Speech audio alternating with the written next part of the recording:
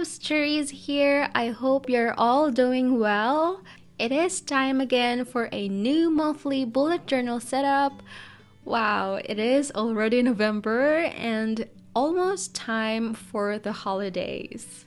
Oh, I wish time would slow down a bit. I feel like I haven't really enjoyed 2024 so much. But anyway, let's talk and work on this monthly BuJo setup. You can also grab your planners, digital journal, or whatever system you use to plan and organize, and hang out with me today. This month's theme is all about knitting. High five to all our knitters and crocheters here watching. I pretty much spent the current month drawing and completing my new sticker collections, and I really felt the need to go easy with my next BuJo setup, so my spread layouts this time will look a bit more laid back and not thoroughly planned like I usually do. I'm still using watercolors for my illustrations here, as well as some brush pens. I like to have a monthly cover page painting and always starting the process by preparing some colors I want to use. The specific colors I'm using are displayed on the screen if you'd like to recreate the paintings, but you can also use other combinations or change the colors to your liking. You can also find the supplies I'm using on the video description and all other information like my sticker and art print shop and discount codes. For this cover painting, I want to do a cozy space. I don't knit or crochet, but I love looking at pictures on Pinterest of cozy rooms or just spaces where you can spend time to do your hobbies. And so the perfect place to knit would be on a couch or a comfy armchair. I would love to paint a girl knitting on the middle, but I just don't feel like it will turn out the way I wanted, especially if it's a small piece and I can't zoom in the page to paint the details properly. Maybe because I just had too much digital drawing right now. But anyway, instead of a character, I am painting knitted sweaters stacked on the armchair, which we will be painting afterwards. These sweaters can be any color really, and we don't need to worry about the tiny details. There can also be many different patterns for these, but I'm just going for the easier ones. They are mainly lines that follow the shape of how each sweater is folded, but I also tried triangular pattern on the green sweater just to add a little variation. What we want to do is focus on the folds and shadows by painting them with a darker shade of each color. We can also add more pigment and a bit of black and use these to paint the lines in between the sweaters to separate them from each other.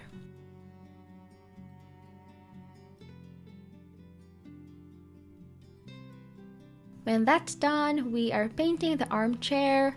We are using a mix of indigo and phthalo blue with a bigger amount of water to create this light consistency for the base layer of the cushion. We like to apply this mostly on the inner corners and slightly blend them out to slowly create the shape of the armchair. We are also subtly creating plaid patterns, but we're not really making this very defined because we already have patterns on the sweaters, so this will make it easy on the eyes and not too busy. Then we're going to darken the shadows more by adding Payne's Gray to our mix and apply this color to the corners again, this time with medium consistency or less water.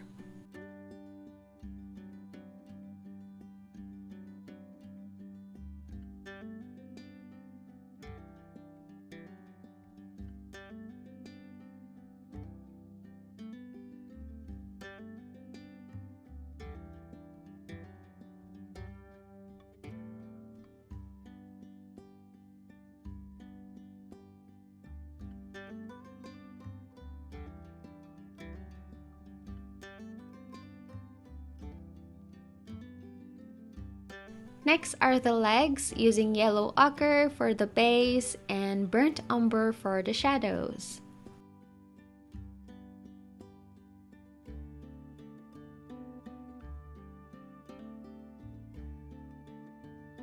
There's also an empty area around here. We're just painting a little blanket using red-orange.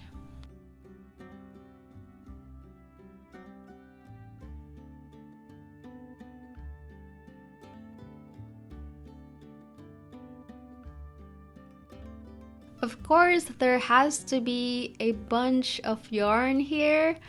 I think it's the only element that makes it a knitting theme. But yeah, we are painting colorful yarns in a basket. We are just using the same colors we used for the sweaters, using our small detailed brush. And then raw umber for the basket. If I have extra time on my hands, I think knitting would be a hobby I would pick up. But I really admire those who do and are able to create their own clothing and other creative pieces.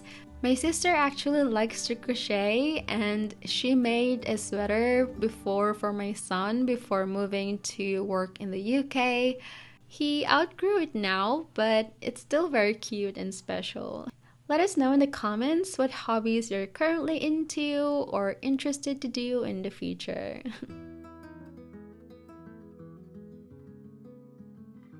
But next, we are painting a small side table with an indoor plant and candle. We are using sepia and light oxide for the vase, and sap green and Van Dyke brown for the leaves. The negative space between the vase, by the way, is for our little unlit candle. And then the side table is painted with raw sienna and burnt umber. Just behind the side table will be a double floor lamp. It is the perfect element to fill this space, I guess, and to add more coziness to our illustration. We are painting the stand and handles with light brown and the lamps with light yellow on the insides and gray on the outside. After that, we can add more detail and shadows by just taking more pigment of the same colors to paint the edges. It can be daunting to use dark colors, but these actually add sharpness to our paintings. You can gradually add them until you are satisfied with the contrast. On the other side of the armchair, we are painting a tall bookcase with another indoor plant decor. We are painting that first, just with the same colors we used for the one we did on the side table. Then for the bookcase itself, we are using burnt sienna for the whole frame. We are also having a small toolbox on the floor using this color. The inner side of the bookcase will be dark, but we want to paint the lighter parts first, so those will be a bunch of books using light colors. I'm just using whatever colors I have on my palette and dilute them with more water. These don't need to be detailed as well. We can just paint little vertical strokes for the book spines with different heights. Then it's time to paint the inner side of the bookcase using pigmented burnt umber or just brown. So we're applying this on the white spaces and in between the books.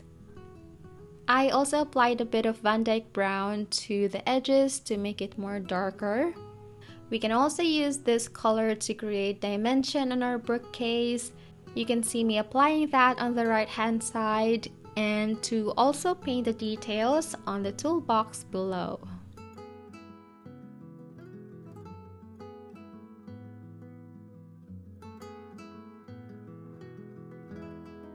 The last element we're painting here is a coffee cup and saucer on top of the toolbox.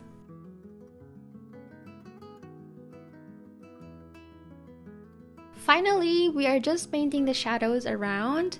We have diluted brown on the upper walls and dark brown with a bit of black under the armchair and blend it out around the floor.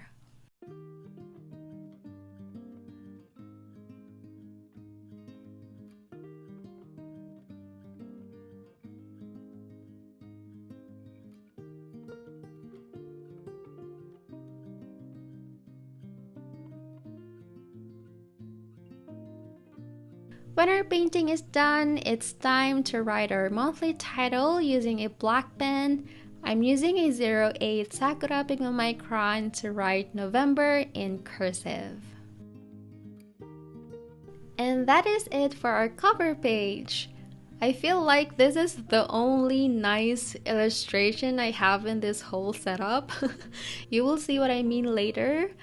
The rest of it is like play, but it also feels good to loosen up, and whatever I can come up with, I'll be fine with it. I mean, to really have peace on the inside instead of, oh, I wish I had done it this way, something like that. I'm honestly happy to have fully let go of the perfectionism. Alright, we are already making our calendar page. I decided to use brush pens. I'm using the Ohuhu dual tip markers. I wanted to make use of the streaky effect of brush pens, and I think this creates a similar texture to sweaters. We're using 6 colors that match the color palette of the cover painting and draw these colorful boxes to form our calendar. There's no specific pattern to it. We're just randomly drawing the boxes and having the strokes in just one direction. It's gonna look like a grandma knitted blanket. After that, we can just write the dates using our black fine liner with the weekends combined on the last column. And that's our very simple calendar, completing our whole cover spread. Okay, it's time to move on to our next page, or pages rather, because we will be making an interactive habit tracker. So on the following blank page, we are painting a huge tote bag. We are using a mix of light oxide and white for the base of the outer side, and then adding a bit of burnt umber on our mix to paint the inside fabric that is quite visible on this perspective. Now we can slightly add more light oxide to this shade to form the handles of our bag by painting the shadows. We are also using this to add texture and define the shape.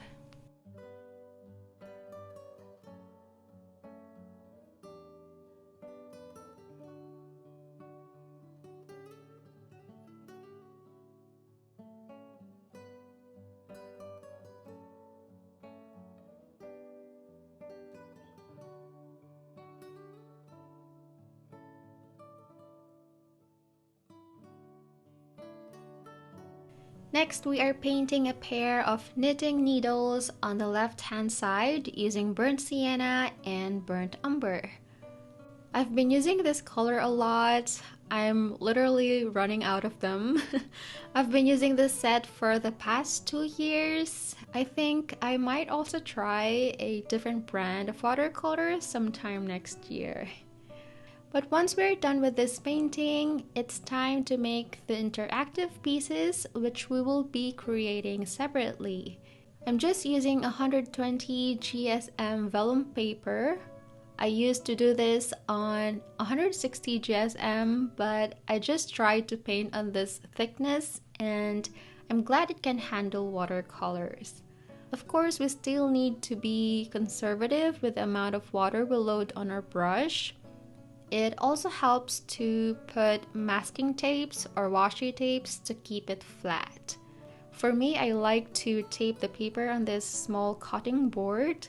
You can also use small binder clips and temporarily attach the paper on the page. This paper will definitely warp in the painting process, but as long as it is remained secured, it will dry flat.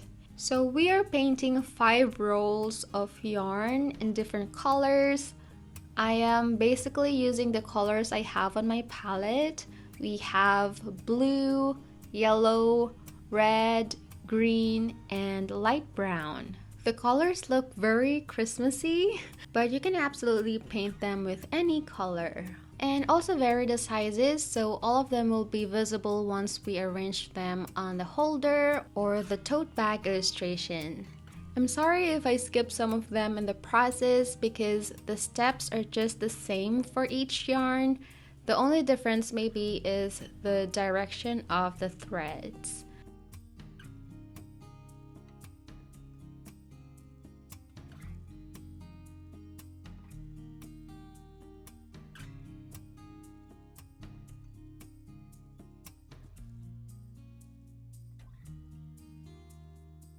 But when we are done with these, we are going to cut them individually. Then we can draw the mini trackers on the back.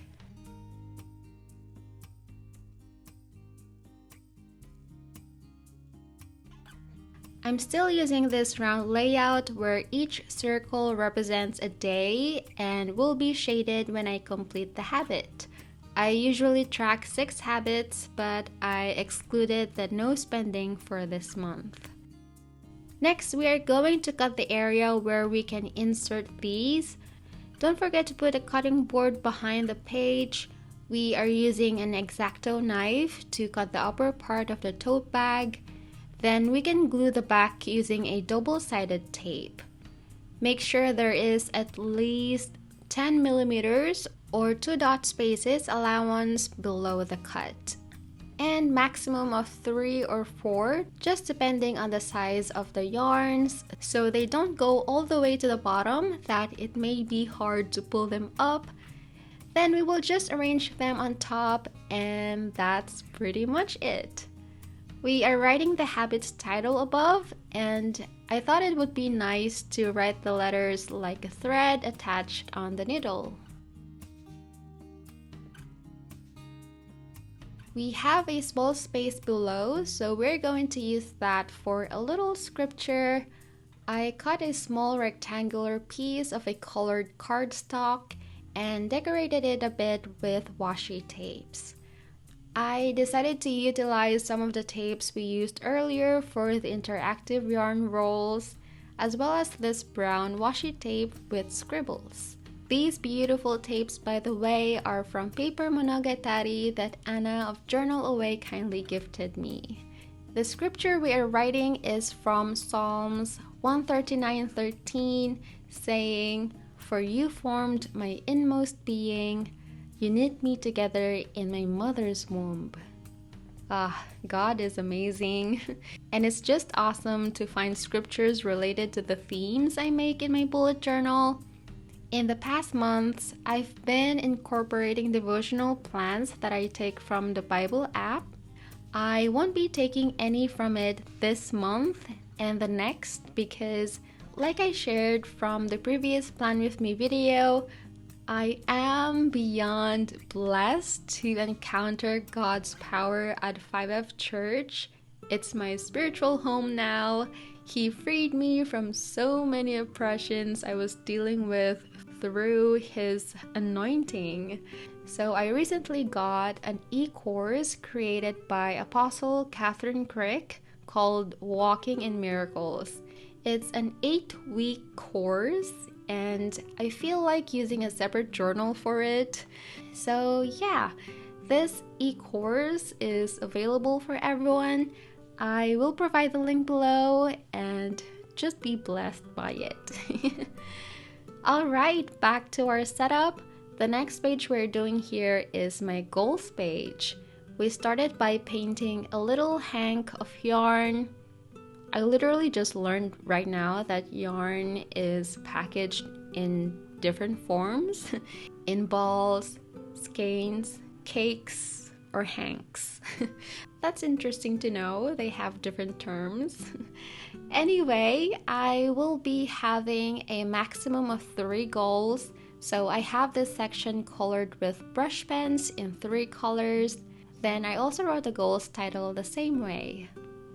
Under it is another painting. We have the same needle, just like the one we have on the habit tracker, and a blue knitted fabric. Well, kind of, because the painting is not giving a knitted texture. So the section above is just for writing the end goals for this month.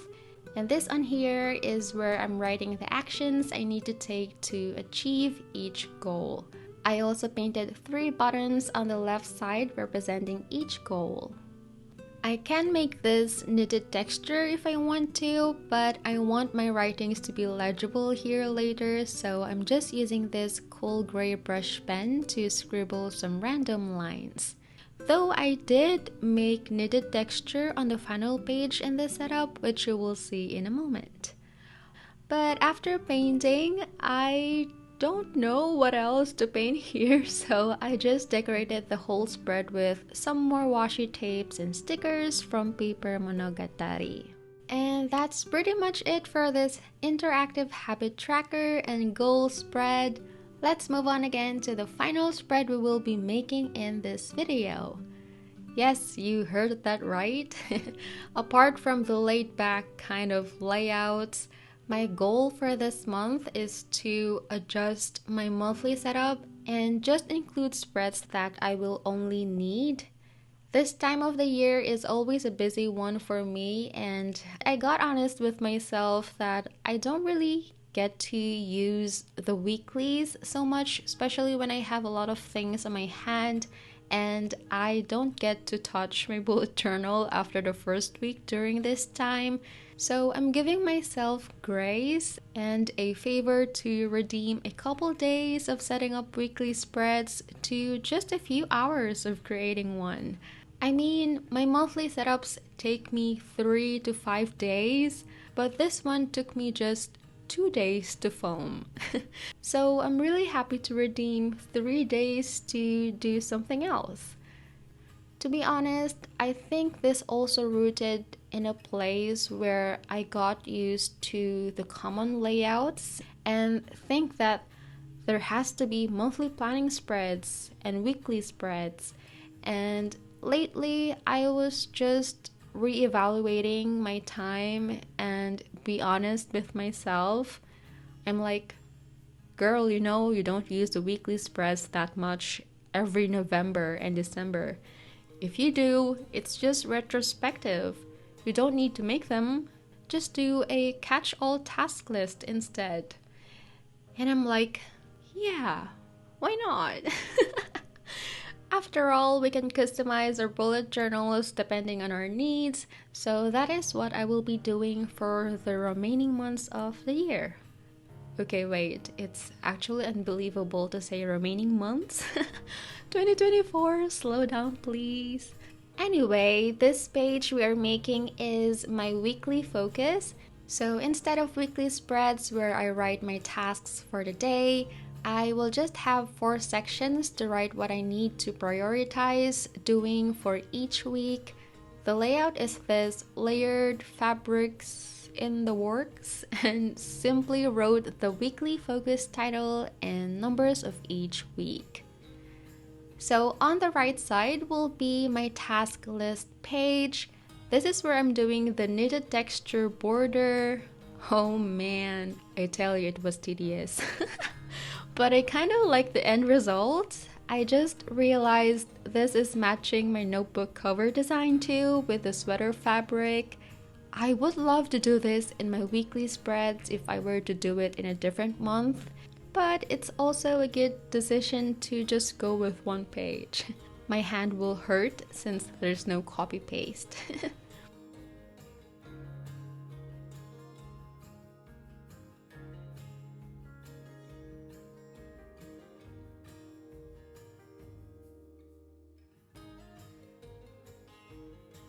But next, we are also painting 2 buttons on the top corners of the border and a needle on the middle.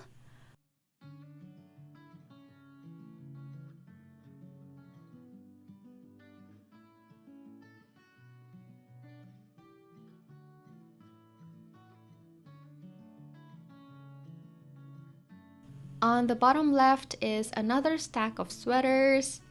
I hope you already got the idea for this kind of painting, but you can always look online for references.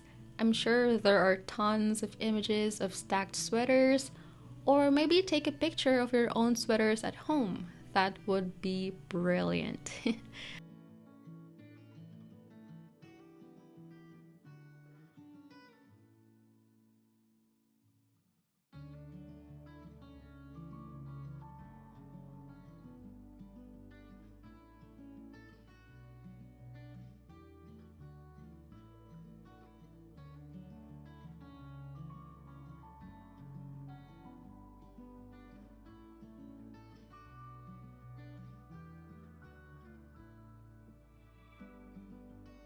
Then on the bottom right corner are a couple more yarns in cake and hank forms, as well as a pair of scissors and hooks behind.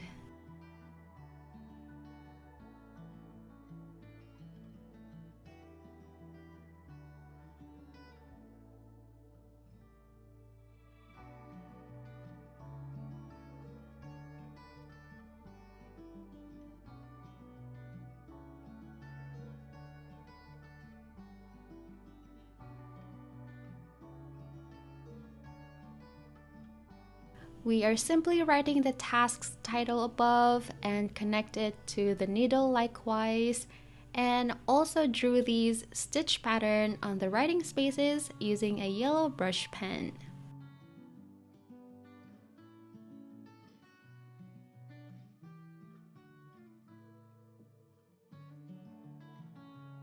By the way, I also wanted you to know that the winter release is now live on my website, bytottocharizze.com. I am so excited for these collections called The Needed Story and Kindle and Knit, with new sticker designs and prints from my latest bullet journal themes. I would truly appreciate if you visit my website linked on the description box and maybe find something you will love to use on your own journals or diary. I am also celebrating the first year of my shop.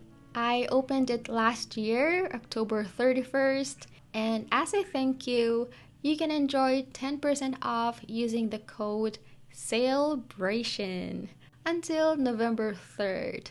Again, thank you so much for supporting my art, and I would love to see what you can create with these stickers or prints. Just tag me on Instagram at BuJo. Okay, that's finally it for this quick November bullet journal setup. This honestly feels nostalgic. The layouts and letterings look like when I first started bullet journaling. I still hope you enjoyed this plan with me video despite the changes for this month. Let me know what you think about it in the comments, and please leave a like, and let's stay connected by subscribing to this channel if you want to see more art and bullet journaling videos from me. Thank you so much for your time watching. Take care and have the coziest time this November. Bye everyone. Love you all.